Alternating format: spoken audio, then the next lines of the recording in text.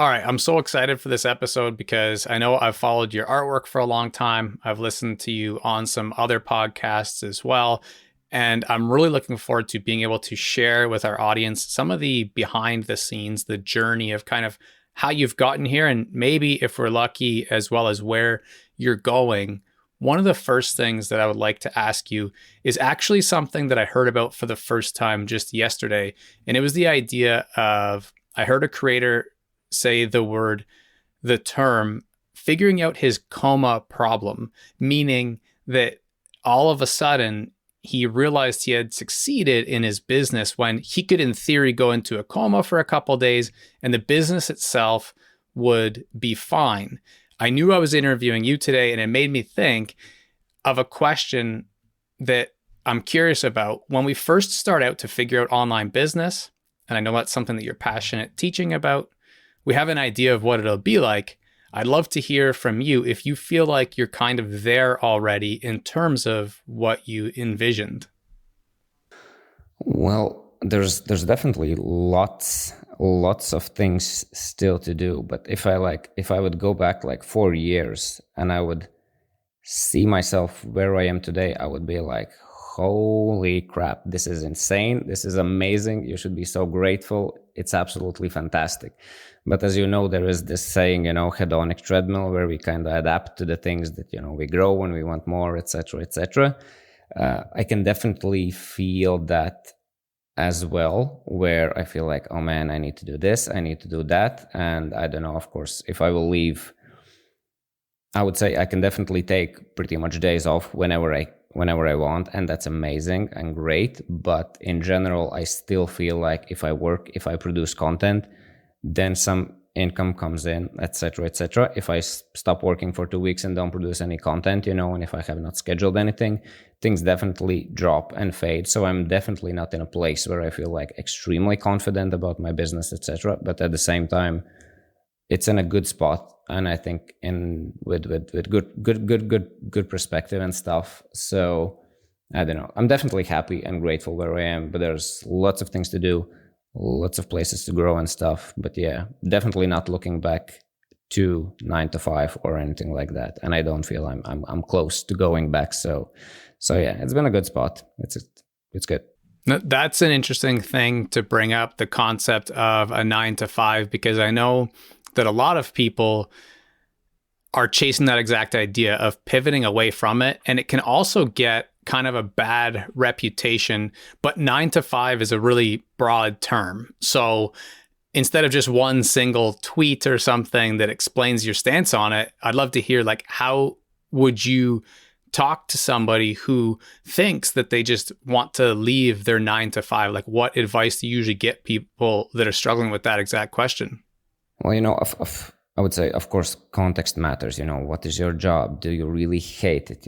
How much you get paid? All those things really matter. But I definitely don't have a bad relationship with 9 to 5. I'm extremely grateful for my 9 to 5 corporate experience, which I had, and even before corporate experience, all the random teenage jobs you do, lifting stuff and digging ditches or whatever.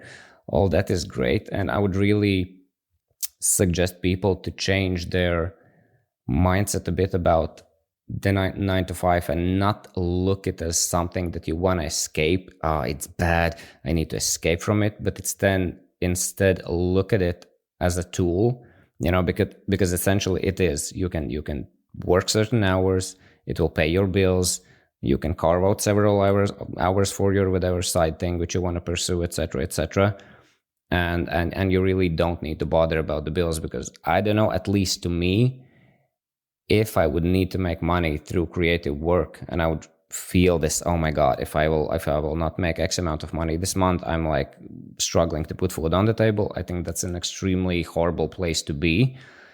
So yeah, I'm very much against this, burn your bridges, go all in when you're not really sure how you will put food on the table.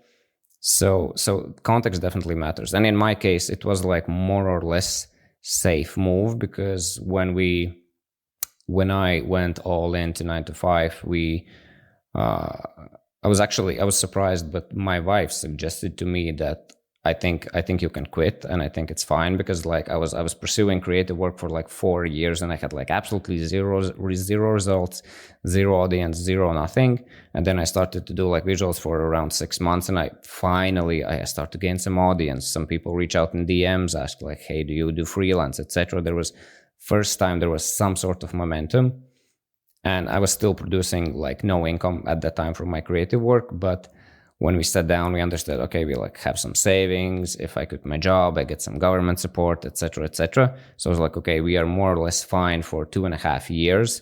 And that felt like a good enough buffer to pull the plug. And at the same time, I was like in quite demanding industry, which was like IT project management. And there was like tons of roles, at least in my country back in the days. And I was like, okay, worst case scenario, I can go back, it's not that crazy. But yeah, I would suggest people more to look at this as a tool, as a thing that helps you to get where you want to be, instead of just like quit it and then pursue this other thing. But I'm sure there are people who have different experiences. I'm just talking from mine.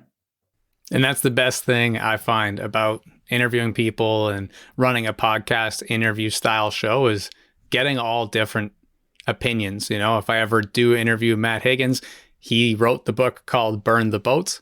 But like you said, I feel like there's always context within there. And it's inspiring hearing people share that, to some extent, at least, they've succeeded. And that's pretty much all of the people that have been on this show recently. I would love to interview people that are a little bit earlier on in their journey, but naturally, they aren't really out there being on podcasts as much. And so most of the people, if not all of them, who have been on the show are people who have a similar story of aspiring to achieve something, working towards it, iteration, trying a lot of different things, failing, learning, and then figuring it out. In your case in particular, though, you shared having so many years where you weren't making any traction with the creative work. What do you think it was that really kept you going? I think like when I started to pursue creative work, like through just some random accidents in school, basically we like got an assignment like, hey class, in 1 week you need to come in front of the class and present a business idea. And like all my life I have been this like kind of entrepreneurial type of dude, but to be honest, I was more like entrepreneur. I was always like talking, oh, I could do this, I could do that, big mouth, but not much action, always you have some sort of excuse or whatever. But when we got that assignment, I somehow just, I don't know, convinced myself like, hey, Janis, let's figure out something you can actually do aside your 9 to 5 with your current obligations, without any like side investment. So you don't have any excuses. You can start something. And that's when I discovered this online business. And I realized, oh my God, there are these people, all Tim Ferrisses of the world who are just traveling the world and running their businesses from laptop. And I really fell in love just with the idea of like being your own boss, having this laptop lifestyle, not being tied to one place or something. That was kind of my North Star at the beginning. And it just set me on a very exciting journey of learning about online business and personal development as well. I was basically really obsessed about it. I stopped listening to music. Like all my commutes to work was like audiobooks and podcasts. I even like stopped going with friends on lunches during like the working hours, because I just took my laptop and I like for 45 minutes I tried to bring up a blog or something. I was extremely intrinsically motivated by just this idea. And I ran various different experiments. Like I tried a bit of YouTube, tried to run some blogs, learn a bunch of stuff, understood, this is not for me. This really feels like an uphill battle. It doesn't feel sustainable or whatever. And I just kept trying and kept quitting. And I was just having a blast. It was really fun, even if I like didn't gain any traction or whatever. So somehow I stuck to it, and I'm very happy I did, because at the end I found visuals, which was something that kind of got me in the game, and where basically a lot of things clicked. It was very intrinsically motivating. It felt sustainable. People appreciated it, in terms just like engaging or whatever. So that was very, very motivating. But for 4 years, it was basically nothing in terms of metrical type of results. Yeah, and I feel like that's one of those things that often comes up on this show as well, is the idea of being able to bottle or productize, like create something that people could just drink and that it would make them be resilient and keep going, because that is where a lot of people give up, and that's kind of cliche to say. I know you've created artwork around the idea of the journey not being a straight line and that kind of stuff. I've heard you share, I know that the 4-hour work week was a big part of your early journey in terms of that laptop lifestyle, stuff like that. Were there other resources or mentors or heroes that you looked up to beyond Tim Ferriss, where you, looking back, you feel like that was something you leaned on as well? Man, there was a lot of people, and I think I really like these indirect mentors, which are podcasters, authors, bloggers, etc. They are kind of my indirect mentors, and I wouldn't say I can really attribute everything to one particular, because it kind of comes season. There was a season where I really was into like Gary Vaynerchuk stuff, raw, go, this crazy, the crazy motivation mindset. Then there was a time where I was really learning a lot from, if you know, Pat Flynn from Smart Passive Income. He was very tactical about like online business and one of the early dudes. So I was really captivated by his story. I don't know. I enjoy a lot. I like Mel Robbins. I think she's absolutely fantastic with good bits of advice. And I'm sure there's many I'm kind of leaving on the side, but no one really in particular comes to mind. I don't know. One big inspiration from YouTube was Matt Diavell, but I just loved how high production quality videos he creates and how he's like incorporating funniness and jokes into his videos in this very, very appealing style. So I don't know, there's many, but there's no particular. One of the biggest ones definitely was Tim Ferriss. He was like, who really blew my mind, and I was like, holy shit, Janis, like you are definitely not as smart as you thought. There's so much to learn, and he really put me on self-development path, I would say. And for me, that was huge as well, and especially through his podcast.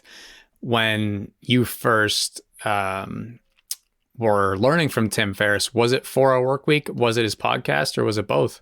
It was basically, the story there was actually a fun, quick story. Like I have still to this day, I don't know, maybe I have some sort of short attention span or whatever. I don't know, but when I was young, I never really developed a reading habit. I never read books in school, which were mandatory or whatever. I always kind of cheated my way. And still to this day, I haven't read like a thick, big book. I only consume audiobooks. Now I have a few books laying around here and there, and I just skim through some chapters and stuff. But like reading from start to finish, I have never done it. And I remember when I researched online business, like Tim Ferriss came up and this 4-hour work week, and the title is like super compelling. It's like 4-hour work week. What is this thing? What's going on here? And I was like, yeah, whatever, but I don't read books. So who cares? I guess I will not read it or whatever. And then I listened to some random interview from somebody where they mentioned, oh yeah, like one of my favorite apps is Audible, where I can listen to the books. And I was like, what? You can listen to audiobooks? There's things called audiobooks? I was like, I know it sounds ridiculous these days if you mention something that it was like, I don't know, that you didn't know about it, but it was the case for me. And I was like, oh my God, maybe I can listen to this book. And I still remember to this day, I was like standing in my bedroom. I was about 2 hours in the 4-hour workweek book, and I really said to myself silently, like, holy shit, Janis, you've been such an idiot. Because at that moment, I don't know if you have seen this wonderful graphic from Tim Urban from Wait But Why.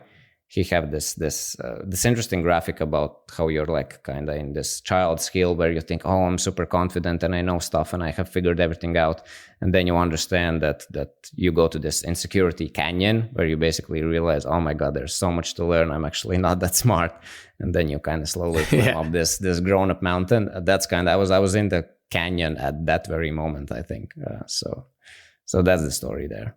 Yeah. And it's pretty interesting to hear you talk about the idea of escaping the 9 to 5, but using it as a tool, aspiring to achieve your own like big, audacious goals.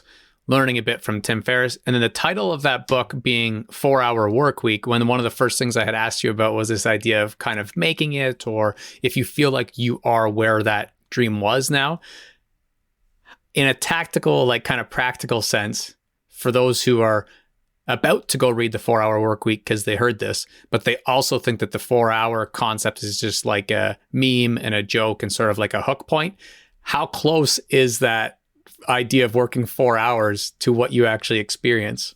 I would say it's a very fair point to call it a meme or whatever and a bit of a joke. But I think if you are taking it really seriously and thinking it of as a joke, you're kind of not really getting the point, because like, you know, a lot of the ideas he shares, he just shakes off this common understanding of the way how we work, you know, from 9 to 5, we need to do this, we need to go to the office, and we need to do these things. And he just questions a lot of them. And you know, of course, he talks a lot about like automation and delegation and how he hires like people from where like resources are cheap, and then you can like have assistants there or whatever, like a lot of these crazy interesting automations, which is not something I have really done a lot or whatever. But of course, tools get so good these days. It's just extremely easy to automate a lot of things. But I think it's kind of in our human nature to fill in the time with more work. So I think essentially, yeah, I don't know. I guess it is a bit of a meme, but at the same time, it's definitely attainable. I definitely see and I understand concepts and way how I can approach my business where I don't need to spend a lot of time for income to come in. I still need to get there, but you know, in some sense, few things are working for me. But yeah, I don't know. It's definitely a compelling title, and nobody should take it literally. Like 4-hour work week. Oh my God, this sounds awesome. Of course, it will. Like, you probably will fail if that's the attitude how you will go into it. In 10 years, in 5 years, if you're very smart, yes, you probably can make it a 4-hour work week if you really want to, and if you are really intentional about it. But of course, it's a bit of a meme, especially at the beginning when you go into this new business or whatever, and you have no idea what you're really doing, and you expect that you will like work 4 hours and everything is there. It's not like that book is some sort of blueprint. It's more like a mindset shift, I would say. But yeah. Yeah, one of my goals with this show, in kind of that long, big dream world too, is to be able to do more interview shows, get them out quicker, almost like we see with live talk shows, like a late night talk show or a morning show or a lunchtime host, where in theory, the big goal would be where it's like almost daily, and which means everything is optimized, everything is automated around me, where I don't need to be doing anything behind the scenes. Not there yet. But even then, that of course would be a lot more than 4 hours a week. The reason why I brought it up was because I feel like it's really helpful for people to understand like some of the actual meanings behind that book, and within it, the underlying messages. Definitely the main thing that I got out of it was being able to optimize and be more efficient and automate things that I probably wouldn't have never thought of this early along in the journey. So that really helped me. It's definitely a must read for anyone into creative/internet business. And I know that exact term is something that you share in terms of sharing your newsletter sometimes, that you help people learn about creative internet business skills as well as kind of personal development. If you were to create, let's say, like a new course, and you had to help people with business or personal development, which one of those would you pick? If you ask me to choose one of those directions right now, I would probably say the online business type of stuff, because I feel, I wouldn't say I'm there yet, but I would say I have a bit more credibility there and understanding. And when I look at my life, like, I'm very grateful for my life, etc. But at some points, I'm really all over the place. I definitely don't feel I'm in a position to share people like, hey, this is like how you should like do your days, live your life, etc. I think I would just cringe to death if I would teach something like that right now. I hope I will be there someday. I'm sure I will, but not at the moment. I would probably right now go in more to the online business direction, but probably find a specific twist where I feel, okay, this is a path where I feel very confident about, and I think I understand these particular concepts or whatever, and I think that's something I can bring to the table. Yeah. I definitely can relate when it comes to the personal development piece. I had a, I guess, indirect mentor as well reach out, and he was really kind and giving some advice and asking why I don't share a lot about my own grief journey or anxiety that I had when I was younger, and saying that by helping people with that, I'd be solving a really big problem for my audience, which is the whole idea behind being able to create a category for yourself and stuff like that as a creator online. And I said, because one of my fears is that at any given moment, I could be right back there struggling. His point was that that's just helpful as well, because that's the reality for all of us. But the things you've learned can be helpful to people. So I kind of have found a middle ground where using creativity and content creation to help people with things like stress and grief is where I find I have more, I guess, the right idea is that I can be more of an expert in that, because if I help somebody start writing or podcasting, it's very tangible to me, as opposed to saying like, I can help you feel better. So I can definitely relate to that. When you share the idea of having some things that you think you could help people with business, a lot of people who are listening to this show are just thinking of starting, or maybe they're even a year away from starting because they're about to do that whole procrastination thing where they think of a million ideas and they don't get started. But I know it can be tough to, as the expert, we have the curse of being the expert sometimes. But if you were trying to break down for people some of those things that you think they may end up making as mistakes when they're first starting, or things that you do bring to the table in terms of helping them with business, then what are some things that you would share? I think one thing that comes to mind, which is something I was extremely surprised by when I started to gain some traction in terms of audience, was when you're with zero audience, when you listen to these podcasts, and I know some people might feel like, or they see me on socials and they see, oh my God, on Instagram you have these 100,000 subscribers or whatever. You are so out of touch. They feel like you're out of their league and you don't even can approach them or whatever. And that was one of the biggest surprises that I realized, like, oh my God, all these people which you think are like super successful and out of touch and etc. And I'm just this alone guy trying to figure this stuff out, and I have no audience, no nothing. You would be so surprised how helpful and approachable people are when you are actually genuinely sending them a direct message and not being some crazy person, but like say some nice things about them. Be human. Don't be with, don't come with weird asks or whatever. How approachable people are. And that was one of the biggest, I think, moments in my creative journey, when I was like, when I just realized there were so many people just like me, no smarter than me, few steps ahead, few steps behind, and we are just kind of in this together trying to figure stuff out. And all those relationships are extremely valuable, just kind of to keep going. Of course, there's advice or whatever, but like, come on, advice out there is so much. It's insane. But this human support from your peers who are on similar journeys are extremely valuable. So I would really focus at the beginning, okay, you figure out your thing, you understand a bit more where your audience is. I don't know, are they on Instagram, are they on LinkedIn, are they on Twitter or Reddit or whatever. You find some groups, you reach out to some people, and you kind of try to embed yourself in some communities, or join, if you have the ability, join, some paid communities. There's a lot of them. Do some research, understand where there are some action going on, and then build those relationships early on. That's super helpful, just to understand, because I think one of the feelings which I definitely felt, which luckily, I guess, somehow I kept going. I don't know, either the audiobooks motivated me and all these podcasts or whatever, but I felt extremely alone in my journey at the beginning, because none of my, I guess, friends or family around, they were not interested in online business. None of them pursued anything like that.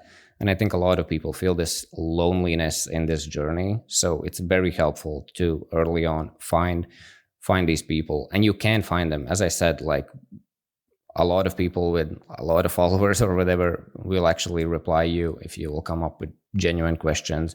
You can go to their websites, you can go to my website, find my email, send me an email, and I answer pretty much to every email I get, unless you're just sending super weird stuff.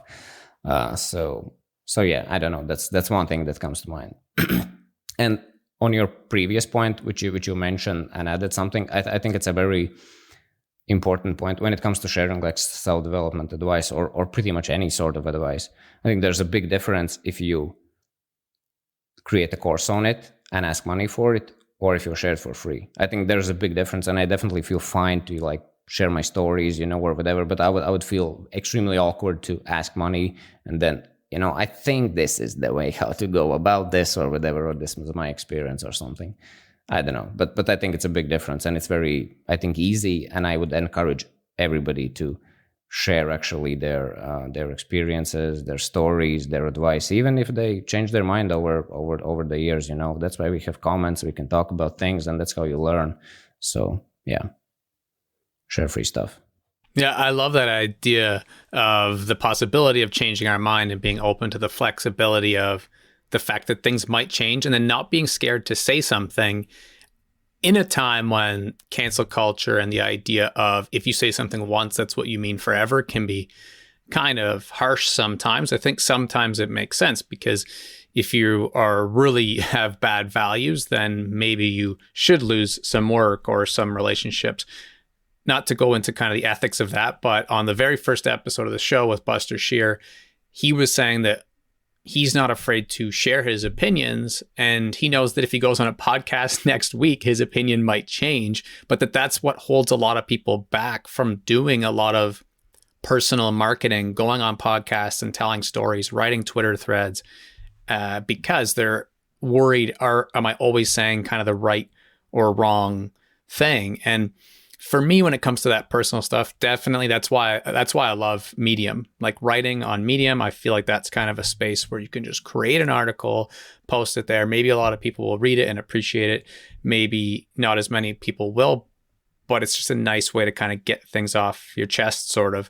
One of the main thing, obviously, that you do in terms of monetizing your educational content right now is the idea of explaining ideas visually. Sometimes on this show, I have a bad habit of getting into a whole bunch of different topics and then never tackling maybe that one that people came here to listen for. So I want to make sure that we do take a fairly deep dive into the course that you have, or for those who maybe want to create some art but don't know how to get started, talking about that idea of explaining ideas visually. So maybe if we could talk about how you got into starting to create in that sort of style. What was it like for you discovering that? The start of it was, I think the first trigger was, I assume a lot of people who listen to this podcast, they have read some articles from James Clear, the Atomic Habits guy. And often in his articles, he creates these simple graphs or simple charts just to help explain his concepts. Not super often, but sometimes he does add some sort of visuals to his writing. And that was, I think, the first time when I saw a visual and I looked at it and I was like, I just read this thing and I was like, barely understanding it, and then I looked at this visual and it just everything clicked and it was super easy to understand. And that was the first time when I understood, like, okay, this is amazing. Like, you can actually explain things to visuals, instead of writing. And as I said before, reading was not really my thing. I was really struggling with it, so I appreciated this type of content. So that was kind of the first part where I was like starting to get curious about it. And the next big moment was when I discovered Jack Butcher's work. If you know the Visualize Value guy who has these black and white visuals, he's now a lot in like the NFT type of stuff and creating a lot of things there. But he initially started mostly by illustrating a lot of quotes from Nolan and many other thinkers or whatever, just created these black and white visuals. And when I discovered him, he was already like few years in, and I knew it was like his full-time thing. So he was kind of proving to me that, hey, there is this guy who creates visuals and have a full-on business through this, like through this type of content creation. Because at that point I was still I had this feeling, and I'm sure a lot of people feel this feeling, where visuals feel like a supplementary thing to an article or something like that. And I was like, I'm not really writing, and I don't want to write these long blog posts and then create some visuals. But then there was this Jack Butcher guy from Visualize Value who was like only sharing these visuals with pitchy one-liners, and I was like, oh my god, amazing. He kind of proved that there is this possibility that it can be a market on its own. And that's basically when I started to take it seriously and really iterated on loads of different styles. And I know at the same time, another influence was, there is this wonderful account on Instagram called Liz and Molly, who shares about feelings at work. That's kind of their theme. And at the same time I was reading some parenting books, and they talked about a lot about that kind of, you need to acknowledge your kids' feelings before you share some advice, because nobody likes when you come home and whatever, your wife is just I don't know, you're super tired or something, and you come in the door, and then instead of your wife asking you like, hey, how do you feel, how was work or something, they're just, you feel so tired, you should probably sleep more or whatever. You don't want to listen to that.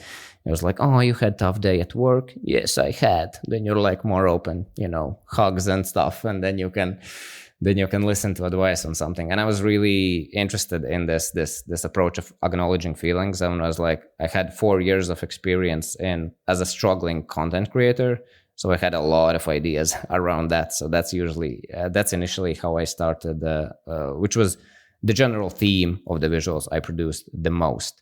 And those were kind of my inspirations. And when it comes to some more practical advice, if there is somebody in the audience who would like to pursue something like this, is I really treat it, I think a lot of people have this thinking, I'm not a designer, I can't do this stuff, and basically that's where they leave this idea, this dream or whatever. I'm not a designer as well.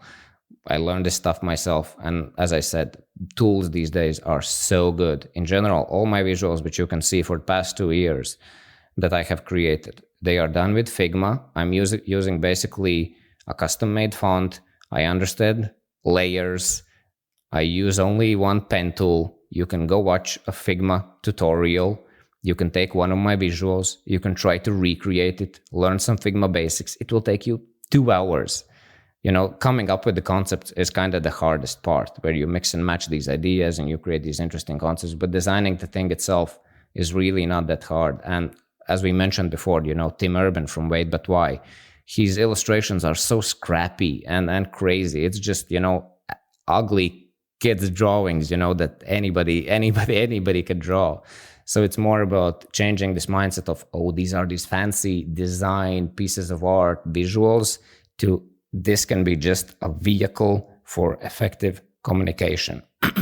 And if you change your mindset to this, okay, this is a vehicle for effective communication, I can make it scrappy, I can make it ugly, let's just try to understand how to communicate these ideas. It's a different point where you can where you can start. And there's definitely a lot of tactics and tricks. Like I have 2 general themes where let's say you look at one of my visuals, might think, okay, how did you came up with this? And there's usually 2 parts. There are thought assets and visual assets. And meaning thought assets would be, let's say you walked on your day and I don't know, you might have an interview and you are feeling super stressed. So you added to your notes, I'm experiencing a lot of stress before interviews. Very relatable emotion that a lot of people feel, and there's maybe whatever, if that's type of content you create, that could be a piece of content. So you have this initial idea, and then you start to generate like a lot of thought ideas around it. Okay, how do you feel? What things you say to yourself? how do you feel after the event? How do you feel in the first 10 minutes of the event? And then you just start to generate a bunch of these thought ideas and just draw down different things that comes around this one particular concept. And then you can think about, okay, what visual metaphors we could use here. Can we use some bar charts? Can we use pie charts? Can we use Venn diagrams? How this would look if I would put this in a Venn diagram? How would this would look if it would be a funnel? How it would look if we would use a time scale and put it on some sort of emotions on some sort of time scale or whatever, And of course, when I'm speaking this, and if you will go and just scroll my Instagram, you'll say, okay, yeah, I see. Here he used this and that, and that's kind of how you start to mix and match these ideas, and you do your brainstorming session. And I said a lot of things in a short period of time, but I hope it gives the gist of how this process comes along. But the basic idea: don't bother about design. It's really not that crazy, and you can learn this stuff in YouTube or whatever. The hardest part is the concept and the idea and just mixing and matching them together. But what I usually say, and what I'm happy that a lot of students report from my course and community, is that it's a very fulfilling type of content creation, because, when it comes to writing, at least I know some people really enjoy writing, but some people, it feels like, you need to sit down and for 2 hours just type and write, and it's like an angry process. But for visuals, if we imagine corporate world, where you go to these blackboards and everybody loves to draw these ideas and sketch things, etc., that is the biggest portion of creating a visual, where you have a lot of these ideas and you're just moving things around and, having your sticky notes or whatever, and just trying to mix and match these different thoughts together and trying to figure out this visual way how you could represent it. It's very interesting and fun, at least for me and for many other people. And then you just, of course, first few visuals, designing in Figma or whatever design tool you would use, will be a bit harder. It will take time to get going. But after a couple, you'll start to feel more confident and capable of doing them in like 15 minutes or whatever. Of course, depends on the visual. But yeah, again, I said a lot of things. Any follow-up questions, very welcome. But I hope this was helpful. Yeah, for sure. And it's definitely the gist. And I think I have so many questions that have come from that now that we'll dive a little deeper than the gist, but I can let you catch your breath for a sec, because as you explain that, for me, that's literally how my brain works during a podcast episode. I'm connecting so many different things, and it can be hard for me to stay on task a little bit, because I'm probably actually a little bit more of a visual person. And so I'm trying to map the things that connect and how they lead to a question. It'd be easier for me to probably doodle them or draw them. And if I were to scroll way back in my Instagram, that was I think it was the very first type of stuff that I made. Maybe it was photography, but then after that, I was using my iPad and drawing with neon colors, super childlike doodles with like quotes, either thoughts from me or famous quotes as well. And then I created like that for a little bit. And then I found podcasting, which is definitely my main thing. When people go to your course, your sales page, they're thinking of taking it, or they're listening to us talk about these ideas, is it something that you typically expect people are signing up to because they want to supplement their YouTube channel, their newsletter, or their blog? Or is it because they actually want to get into the art and design being their main thing? I would say most people that come there are usually aspiring content creators. And the second big portion of people who come are usually some sort of marketers, because what they see online is like, hey, this stuff works, this stuff goes viral, this stuff gets attention. And that's what basically most people want. So they just want to understand, okay, how do you come up with these things? How do you come up? What are like the ingredients of a viral post or whatever? So those are usually the two types of people that come there. And I would say there's a third portion, which is, I think, significant enough, which is very humbling, that a lot of people, I don't have anything else I sell at the moment. And some people just buy my course and join the community just for the sake of supporting me, because, hey, Janis, I've loved your work. I've really enjoyed it. I just want to give back in some sense. Or sorry, I don't care about learning visuals, but this is just kind of my thanks for your work. So, which of course is very nice. But yeah, usually it's people who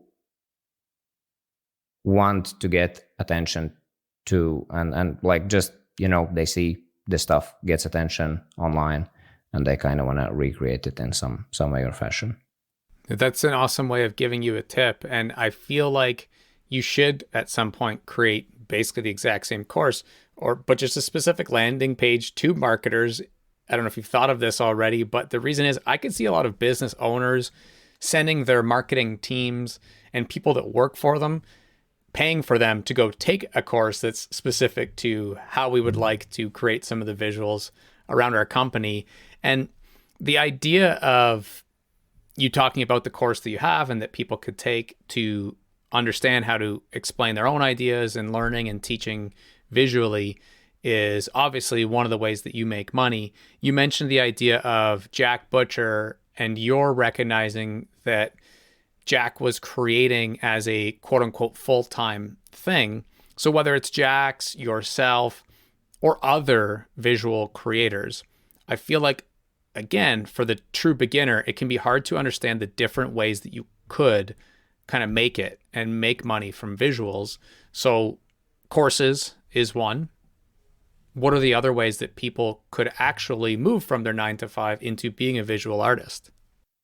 One thing, of course, which is a bit of a swap, which is if you can produce decent looking visuals, and if you can prove that you can get attention online, it's very likely that you will start to get some inbound leads for doing freelance and doing visuals for others, maybe for massive influencers or for businesses. It really depends. Or one thing is that often people ask is like, hey, can you create visuals for my book?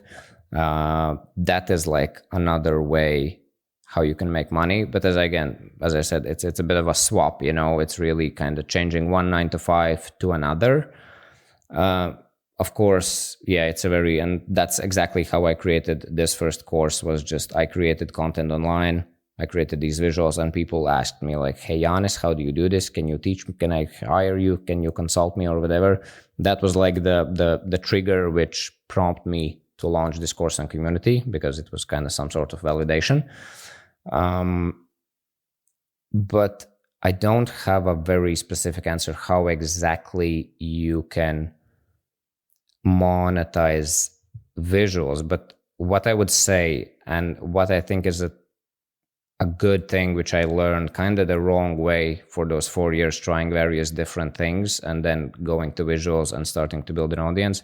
My general business plan was like, if I will build an audience ethically, if I will build an audience through good work ethically, people will follow me, people will appreciate my work, etc. I knew there will be ways how to monetize that audience. That was just the basic thinking there. And I think it's extremely true. If I don't know how many people like listen to this podcast or whatever, but you build an audience and you build trust, because you're having nice interviews, you're not like selling out anything or whatever, you're not like cringy or whatever. You will build trust with certain amount of people, and they will want to support you in one way or another. And there's various different ways how you do it. I can talk a bit how I look into this in future. Like currently I'm working on a book, and this is again an interesting thing. I've never read a thick book in my life. I have now a deal with great publishers and I'm working on a book because it comes through these visuals. And this is like one of my big challenges right now, just writing. I'm learning about it. I'm trying. It doesn't come easy. Of course, it will be very visual book, but this is just, an interesting entrance into this, whatever, influencer type of world or content creator type of world, just through these visuals. Because you can get attention, you can communicate interesting ideas, and then you can start to layer on things. I now want to make more articles because I want to leverage a bit of this SEO and not like pumping out socials all the time. So it's just an interesting way of content creation, how you can attract people to pay attention to your stuff, and then you can layer on other things. But the main part is the attention. If you can just get people to pay attention to your stuff ethically, and of course, I would say long form content is more better for building a bit of more authority and credibility. That's something I need to do more, because currently it's a bit like this, Netflix type of content where people are like, hee hee, haha, nice, cool visual, interesting thought or whatever, but it doesn't have a lot of weight, I think people who listen to podcasts get a lot more build more relationships with you. So I don't know. Again, I said a lot of things, but that's my general principle, build an audience ethically. This is just one way how to create content. And as I said, it's good for books, it's an interesting thing. That's one of my kind of main long-term goals is just to explore topics that I'm interested in and create books that I would like to read as an absolute non-reader, make them super not overwhelming to read and very interesting with these visuals. So, yeah, I don't know if you have any follow-up questions. I'm more than happy to answer, but that's just my rant on this is... Yeah, well, first off, I was happy when I saw you post about creating the book and having that book deal, because it made me think of the Austin Kleon series, which I've been a big fan of. I think I have 2 copies of each of those books that are always kicking around that I can use to just take a peek at for a little bit of inspiration at any given time. And for me, listening to you share about these ideas of visuals, and I'm also picturing kind of your Instagram and tweets that you've shared and stuff, whereas maybe a listener isn't. But I can ask you to describe it maybe in a second. But before I lose my train of thought, I just want to share quickly that when I think of one of these benefits of the type of content that you create, I am thinking about the internet and marketing and kind of, as you said, getting attention in an ethical way. And I think of blogging being very popular, newsletters, podcasts, YouTube videos. And then we've had this huge wave of reels and shorts and TikToks. And I feel like the depth that you can go with the visuals that you create, but that also stop the feed, yet people can learn from really quickly, is a massive part of why those are so valuable. I kind of just had a light bulb go off in my head. And so that's not really a question, but in terms of explaining them, if somebody was audio only right now, or you were sitting with someone at a bus stop and you just happened to not have your phone, how would you explain what these are? It's a good question. Never thought about it. But yeah, just going a bit back what you said. That's actually it's very nice to hear exactly what you said, that you stop the scroll and you give this idea in a very short amount of time, because that is kind of one of the core things, the core filters which I use to create these visuals and before I publish them, because that was initially it was like, I'm a nobody follows me, I somehow need to cut through the noise. And if you make these visuals and explain these concepts in the super simple way, first, okay, I got your attention, and instead of redirecting you to read some sort of long article, which you probably won't, you can just get the idea, have your nice aha moment or whatever right there in a few seconds. And I think that's exactly, it's a nice, honest way how it's like, okay, cool, I like this, hit like, check out my profile. Wow, more of this cool stuff. Again, nice, seems interesting, click follow. That's the fun funnel, which I initially had as well. So it's very just nice to hear that it kind of works, because that's exactly what you said. But how I would explain it to people who don't have, I don't know, just imagine simple XY graphs, imagine simple Venn diagrams, imagine something a bit more complex than those, and just various different ideas which you would read through a paragraph or an article or whatever. They are just communicated through those visuals. Yeah, it's very simple, but it's kind of hard to explain. I don't know. I will think about this, but go check them out. I'm sure. Yeah. No, I don't know. Yeah. Maybe you can do a better job here than myself. I don't think I could do a better job. If I were to try and describe, I would say that they are clean. Uh, I was about to use the word simple, but I don't mean it in a negative way. That's why I changed it to the word clean, because I think the thoughts behind them can often be complex and powerful. But maybe they're succinct and in kind of a good summary. And that's sort of what I was saying about stopping the scroll and having people actually gain value even quicker than a reel, which is kind of crazy because, reels are supposed to be so fast, Yeah, it's true. I guess what we can do, we can actually explain a visual. We can explain one simple visual, which I think will go out tomorrow. Yeah, I think it will go out tomorrow. But just imagine a simple line where on the left side of the line you have present moment, and on the right side of the line you have years in future. And then over the years in future, there is written a thought that you are saying, I wish I would do X years ago.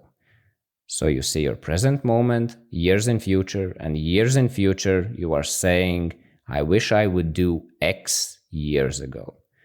And that probably should a bit prompt you, okay, what could be some things years in future that I will kind of regret not doing now? And maybe it makes you just think about that thing and inspires you and understand that you're now in the present moment and maybe you can do something about it. Very simple, nice, subtle, motivational type of thing that I would explain through visuals. I love it. I think that really does help. Actually, that was a good idea to do that.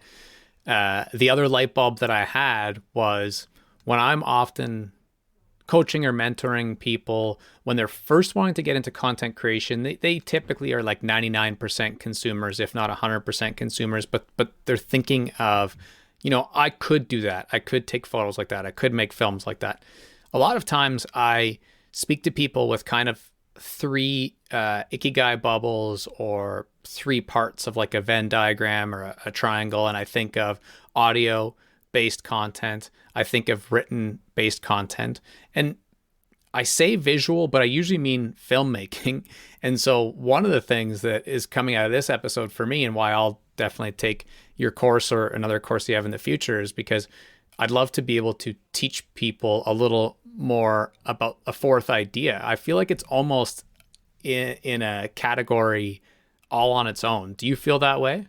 Yeah, I guess in general I don't think about it that much, but I probably should. But I think it has some connections to, there is this term visual thinking. I don't know much about it, but I'm not sure, but I know there are a lot of people who teach visual thinking or whatever. I'm not sure exactly what it means, but I think it's more or less something that kind of encapsulates what I'm doing here. Though it's a bit different, it is more than when people are going going to the blackboard, and they start to draw different things and just brainstorm some sort of business processes or whatever. I think it's more related to that, I guess.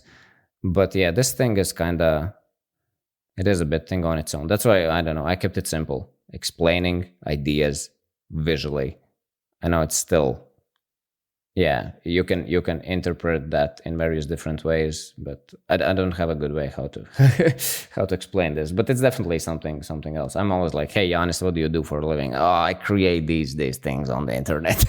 So it's I need to work on this. I need to work on this. That's a good way to put it, though. And I feel I don't know why I just didn't really. It's not something that comes up a lot when I'm asking. I guess, like, let's say, creators who are earlier on in the journey, and it's like, hey, what do you want to do? Usually it's, I want to start YouTube, I want to start a podcast, I want to start writing, and photography definitely creeps in there. But the idea of drawing often or design only comes in oftentimes if people are already like kind of good drawers, if they, I've always painted and I've always drawn. Yeah, exactly. It reminds me of, like, I would say sketch artist. Oh, I want to be a sketch artist. But this has this tremendous weight of design skills. Oh, but you need to be this and that, and it blows a lot of people off. And I think that is kind of one of my unique selling points is that I'm not a designer. You don't need to be a designer, and just treat this as a vehicle for effective communication and shake off all that stuff about design or whatever. Especially if you use it like let's say maybe you run a blog or you're work in a company, but you want to build some credibility on LinkedIn and be like whatever established manager or something. And you want to leverage this skill. Unless you really want to, let's say, aim to get some sort of freelance gigs where other people hire you to make visuals, you can keep it ugly, scrappy, and people love when you make it ugly and scrappy. Even you take out your pen and paper, there's several examples where people just explain ideas visually on a pen on paper, take an ugly picture, it looks horrible, and it goes absolutely crazy viral. People love this rawness, this realness, instead of these polished fancy things.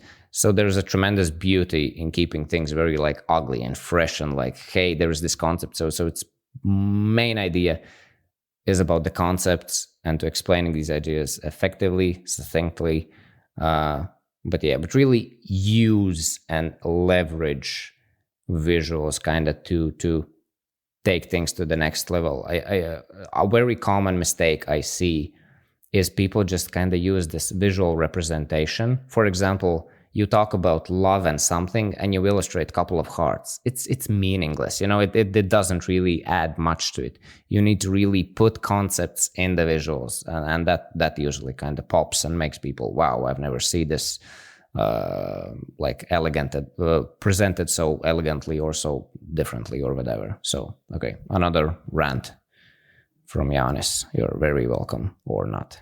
Yeah.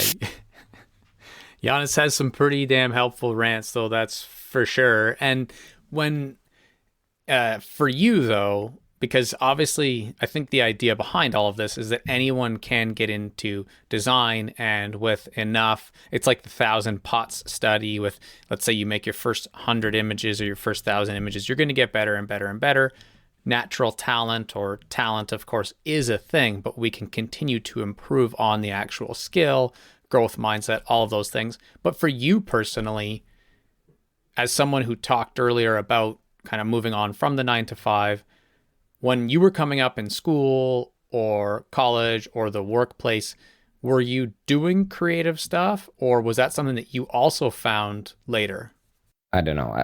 I guess if some friends or school teachers would put a bunch of people in the line and say, hey, show me the creative ones here, I do believe I would be more to the creative side of people. I don't consider myself super creative, but I guess there is a bit of that, but definitely not on some extreme level where I was like going home or sketching on the side of your notepad in schools or whatever. Nothing like that, but some occasional creative projects were kind of interesting. Or I don't know, if there were some interesting assignments in school which I found interesting and intrinsically motivating, I was like taking it really seriously and trying to be super creative or whatever.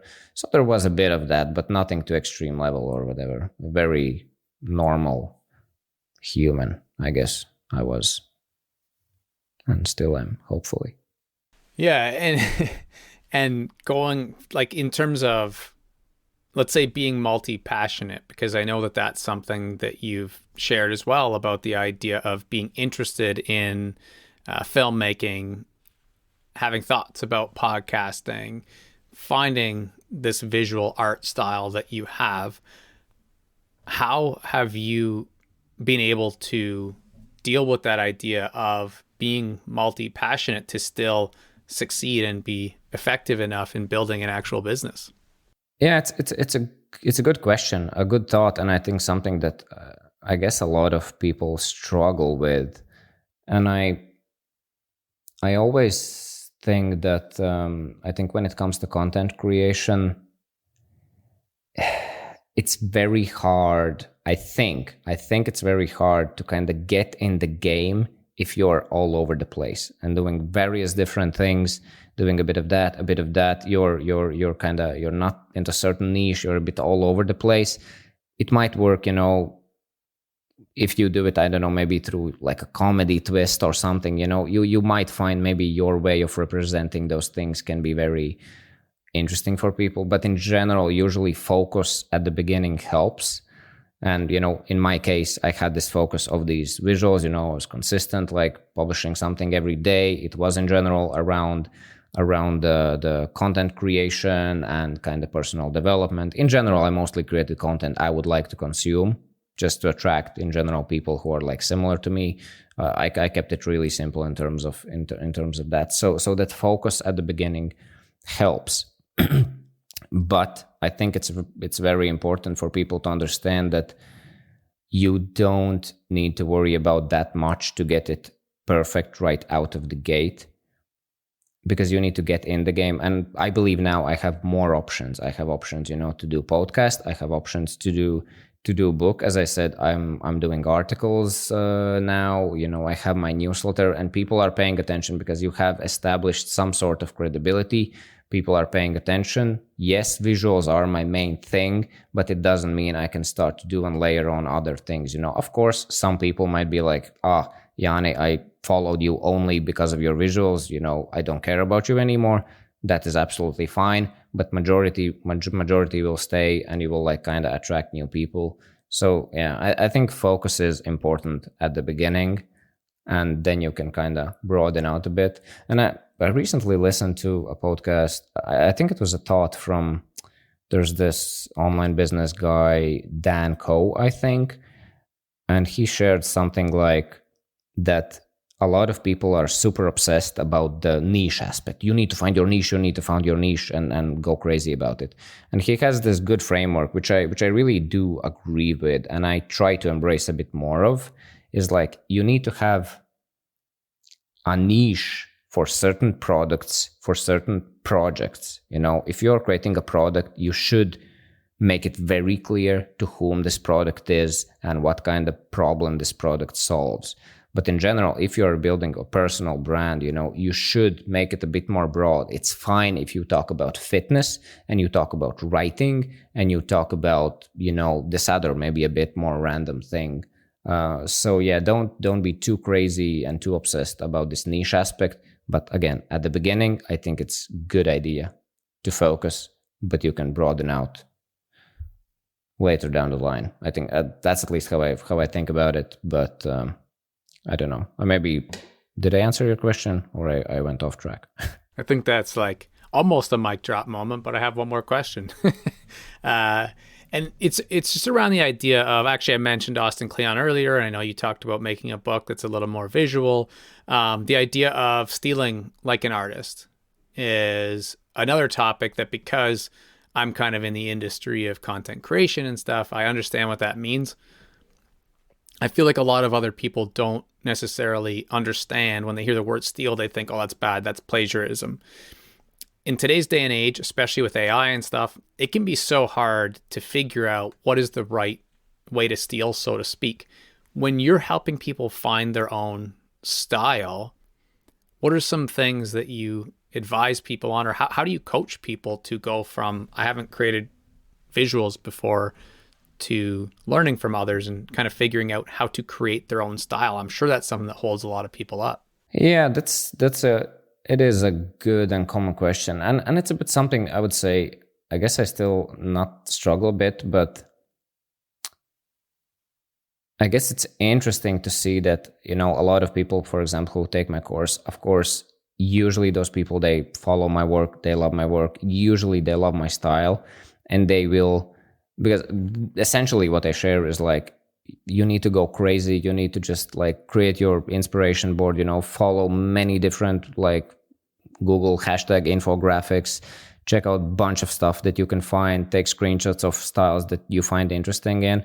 Then, of course, there's more things to understand. Okay, do you want to do like vector graphic or raster graphic? Do you want this sketchy all over the place style? Like, there are meaning and things to ask yourself always. Like, again, I said about, the freelance thing. Are you interested to do freelance, or it's fine to keep it like sketchy and raw and crazy and super minimal? Then again, do you want a bit more like complex and artsy type of stuff, or you want to keep things like simple? Do you want more to be like Jack Butcher, super straight shape and everything's like perfectionist rocks, or again a bit more hand drawn, and create our inspiration board, and from there kind of try to make your own thing. And just, I always say, focus on delivering the idea. You can always, in a couple of months, you can iterate on idea. I have iterated on my style a lot, of course recently less and less and less, because it is what it is. But at the beginning I iterated a lot, and that's something very important to understand. You don't need to get it perfect right out of the gate. Focus on the idea. That is the main thing. Get it out in whatever style you can. Learn from it, try different style, and that's kind of how you will get to something. And of course talk to people and ask around. But yeah, I'm again just a bit ranting here, but I understand, and it is a bit difficult that a lot of these styles, they tend to be similar and people feel weird about them. But in general, it's like you need to get it to a certain level where it looks different enough, and you just need to move on. You will just, it's an unhealthy place to be, because you can probably, for every of your article, you could go and find something else. Oh, it's very similar to this one, and I took this idea from there, and I don't know, maybe didn't credit them or something. You can go freaking nuts with this stuff. So I don't know. Usually I try to, yeah, I don't know.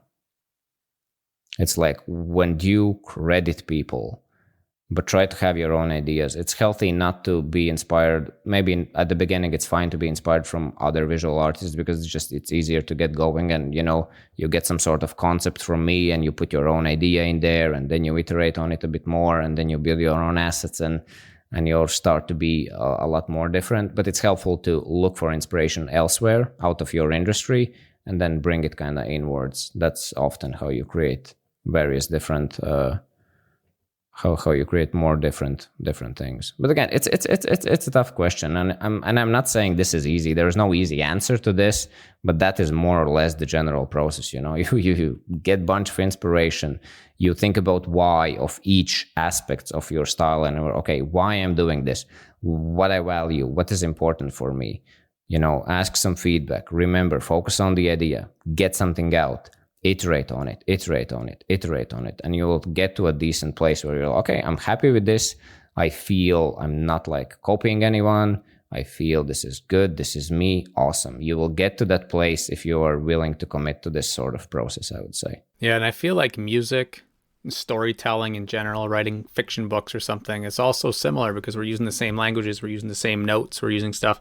And I'm sure one of the things that's kind of meta but interesting to me is like, even someone like Taylor Swift or Post Malone or something, they're probably like, if they were being honest with themselves, and I don't even know if they could, but if they were, they'd probably they could almost put their catalog in order about what was like something they really felt was themselves, and what was a little more along the lines of they were inspired more by something else that they need to credit and whatnot.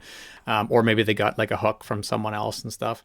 It's really interesting. And I appreciate your take on it, because I feel like it's important for people to ethically steal like an artist to start, or else they're never going to get started, so to speak, because they'll be too busy trying to make the most unique creative thing that they'll never make anything. And yeah, I think one thing which I want to add, I think which is a helpful reminder to all of this stuff, and I think it's something that Austin Kleon said, that everything is kind of a ripoff, and you need to remember the person that you're being maybe extremely inspired by, and you feel like, oh, it's even like almost too cringy. Remember that person probably took an inspiration from elsewhere, and it's just everything is a remix, and most people are giving themselves too hard time of this.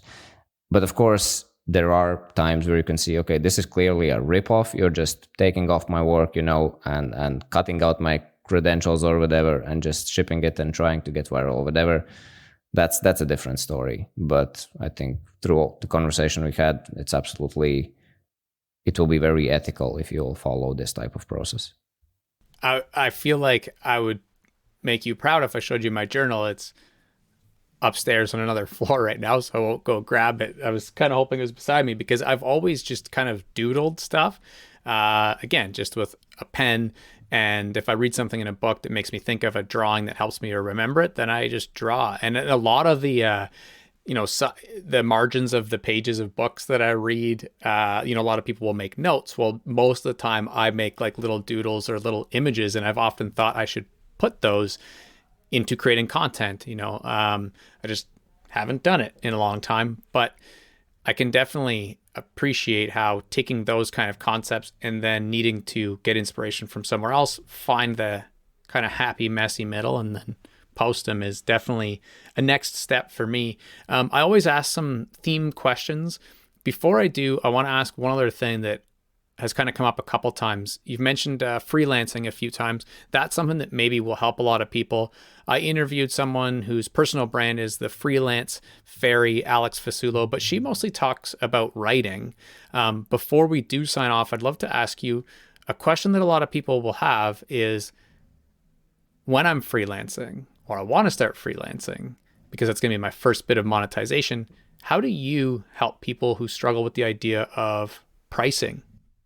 It is very helpful if you are in a position where you are not in the need of freelance and you are in a position where you can turn people away and mostly focus on producing great quality work so people really want to come to you. That at the beginning is a very good place to be, and which was the case for me. So in general, when I got I turned off any freelance where I felt this is out of my reach, because again, I was not hiding that I'm not a designer. I said like, hey, I can make things in like similar style like I have here. I see your expectations are way out of my league. I was like, sorry, this will be a no-go.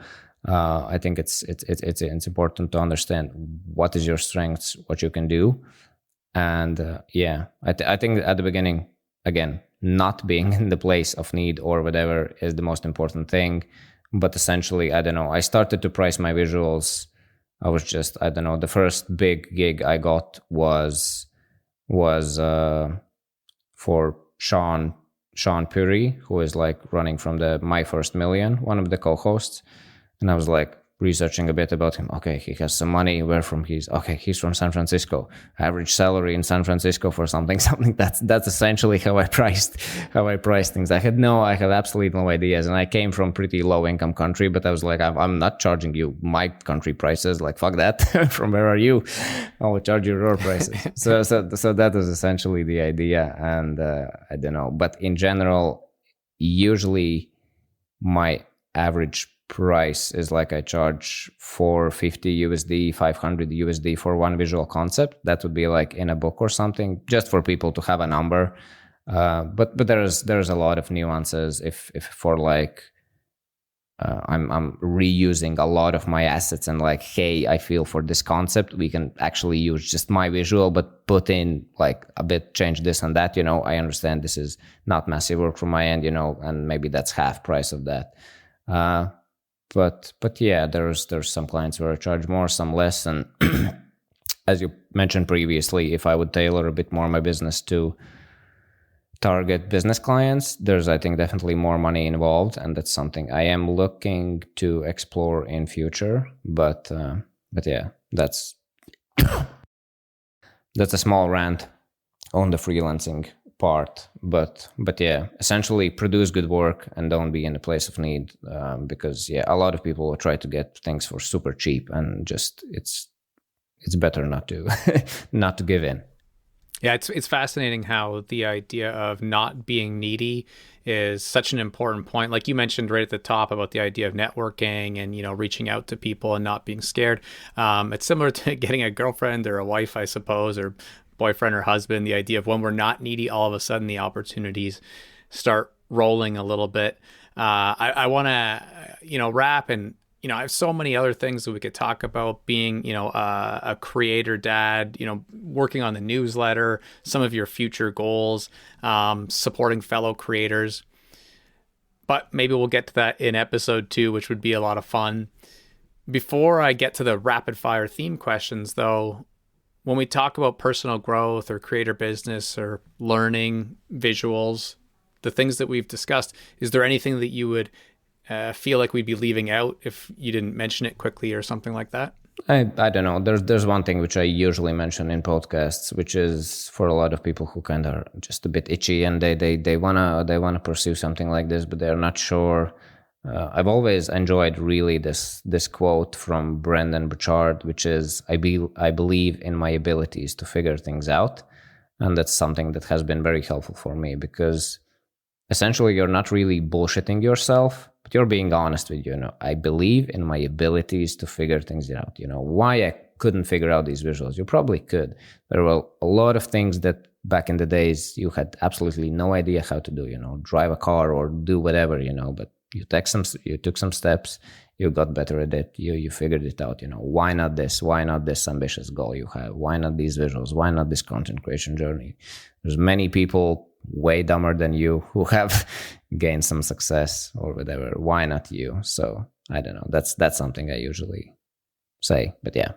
Boom. That is a mic drop moment. And it's close to my heart because for me, I've, like a lot of us who struggle early on in this journey, start to figure out what you're actually creating. And I mostly use Just Keep Learning right now. And that has become the kind of hashtag and the handles and the stuff that I own and only really have time for. But the first thing I started saying was more of a brand around the idea of just tries, because I didn't know anything about anything when it came to the idea of becoming a content creator, but I knew that I wanted to try and that I would figure it out and share whatever I was learning, the sort of build in public stuff. So that definitely speaks to me.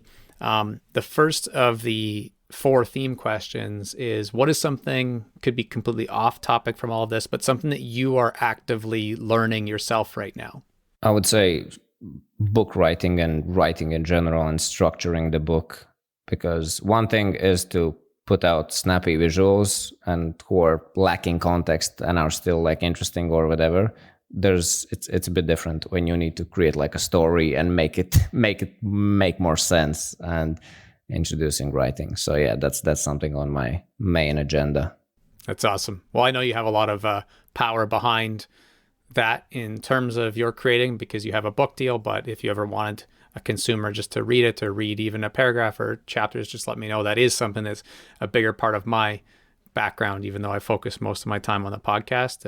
Oh, that's awesome. Good to know. Love to help you out. Thank you. Yeah, for sure.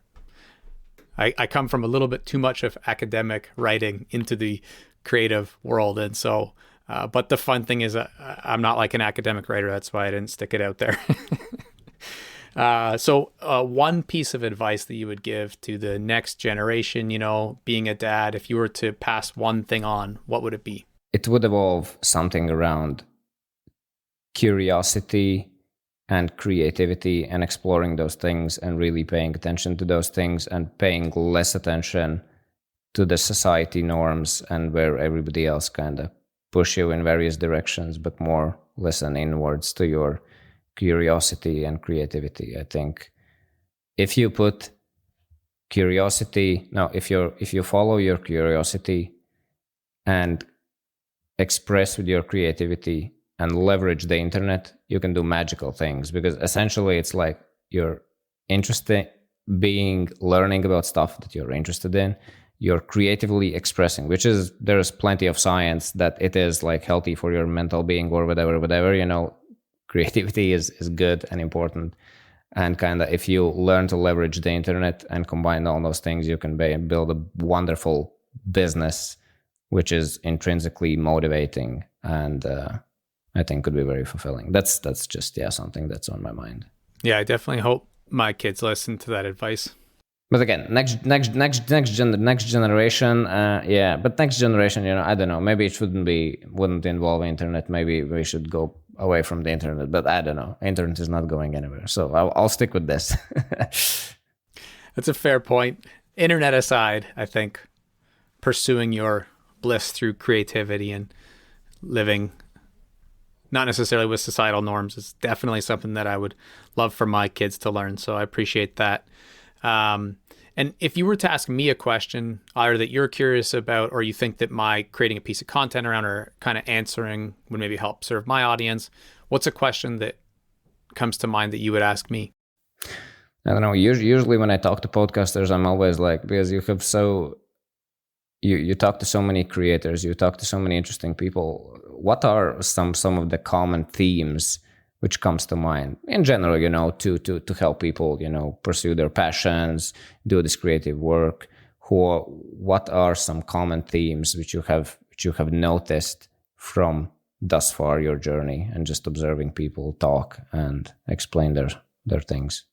One of the very common themes that a lot of people don't necessarily open up about is the fact that a whole bunch of their early iterations didn't succeed, and that when they do share about the earlier versions of, you mentioned earlier that you had started a blog and tried YouTube and things like that, when people share those early lessons, that it really is powerful to the audience, because they're sitting there trying their second or third thing, feeling like a failure and thinking of giving up, not realizing that the person who they are actually aspiring to be is an author who figured that out on his like 9th book. But a lot of people don't know about the first 8.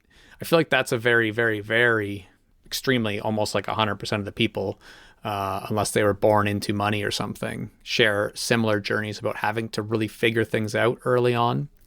The other thing that's good for all of us, and actually this is something that people say, why don't you talk more about that, because I have an educational teaching background, is it can be really hard for experts to teach. And you're probably a little more versed in it than a lot of other people because you have a course. But a lot of people who don't have a real tough time even using terms or breaking things down in a way that real beginners would benefit from. In terms of goals and kind of achieving throughout the journey as well, I think that everyone has gone through what I consider the dream blockers, like imposter syndrome and wondering if your work is good enough, which kind of, I guess, to summarize all those, is things like Stephen Pressfield's like Turning Pro, or Rick Rubin's The Creative Act, Seth Godin's The Practice comes to mind, The Artist's Way by Julia Cameron. Those lessons of like, I finally achieved stuff once I committed to just making the thing and shipping it and making it and shipping it. And then all of a sudden the results came later, which is something that you referenced about the idea of monetization earlier, trusting that it will work out. That's another common theme. Yeah, that's good. I really enjoyed your first line of, I think it's very common, yeah, when we see the successes, and social media kind of incentivizes to share the successes, and we talk very little, only our best friends, though, oh man, but you have no idea what he went through or whatever. But I usually, when we talk about these things, I don't want to make it so dramatic or whatever, but because in general, as I said, if you are genuinely not following some sort of trend, but if you're really genuinely following your curiosity and trying to be creative, that aligns with your value and your strengths or whatever, you can really tap into that intrinsic motivation, where kind of everything else is, if you build the audience, if you build the business, it's a bonus. I know it's stupid to say, if you want to build a business, you want to build a business, but it is a bit counterintuitive. And that's why this 9 to 5 is a helpful tool if you can get, a good job where you have some spare time to pursue this craft and really let that intrinsic motivation shine and put everything else on the side. I think it can lead to great places, but it's you have to have that belief, and you need to have that faith, and keep iterating, keep going, and you can get on the other side. I think everybody can, but it's not easy. I really liked what you said, that you are kind of sketching. I was like, this could be like almost your style. Take it or throw it in the garbage. I don't care. But I was imagining like you're reading books, and you said you are doing some sketches from the ideas that you learn from the books. I was imagining if you like have the book, and then you take a sticky note and you put that sticky note on that page. And if you can have a nice pen and illustrate that visual on that sticky note, and then you can snap a picture, and it's like, the book text is in the background, but the visual is decently big. It could look like really compelling. I think that could be an interesting style, which I have never seen. It could be interesting. Maybe you can try it out. I will give it a shot. That's the idea of trying things, little experiments and tiny bets. Yeah, I'll definitely do that. That's a good idea. Because I was just about to say that gives me an idea for a visual from this episode that I should create. Because the biggest gap that I find from the audience to those who have been on the show as guests, if there was something that I could identify, it would be the belief that it will work out if you keep following that curiosity versus really doubting themselves. And I think that's one of the gaps that I really try to close with this show. That's good. That's good. I'm looking forward to this. I don't think I follow you on Instagram. I need to find you. I want to see those visuals. I'll try and find it because I might not even be. I have two accounts, and that's the idea of bringing these together and starting to figure out the brand a bit better. I'll definitely send you a message. And the last thing before I forget, and I have to run and pick up my kids, but like I said, we have definitely lots of things to talk about when we run it back on a future episode. Is where and why people could go to find your work. It's a coincidence that you're looking for mine right now. Yeah, my work is just, I know my name and surname is pretty complex, but if you can put in show notes my website, which is ozolinsjanis.com, there's basically redirections to all my socials and all the other stuff, so you can check me out there. But yeah, I just share stuff about creative business, personal development. I've made my little mission statement is that one of the two very rewarding things in my life happened when I discovered creative work and personal development. So if through my work I can bring more people into these worlds, I think I've done a good job and live a good life on the side with that. That's my little mission statement. So if sounds interesting for you, feel free to follow. And as I said, you can go to my website, find my email, drop me a message. Maybe you're an aspiring creator and you struggle with some stuff and you just want to chat with another creator. Feel free to drop me a message. I answer to pretty much every email, unless you're super weird and just freak me out. But yeah, I answer to everybody. Maybe it takes a bit more time. So feel free to reach out. More than happy to chat. It's awesome. I love how you keep things straightforward, and like a good designer or great designer, your website's nice and clean too. It's easy to navigate and find things and understand what's going on. So people definitely should check it out. Until next time, I just want to say thank you so much for taking the time to do this, because I know in the world of being creators, we are all busy. I know you said you don't like to make things dramatic, but at the same time, I really do appreciate that time can be money. So it means a lot that you took the time to do this. Thank you so much. It's been a blast, and I'm looking forward to session 2, if we will have one. Yeah, for sure. It'd be fun. All right. Thanks.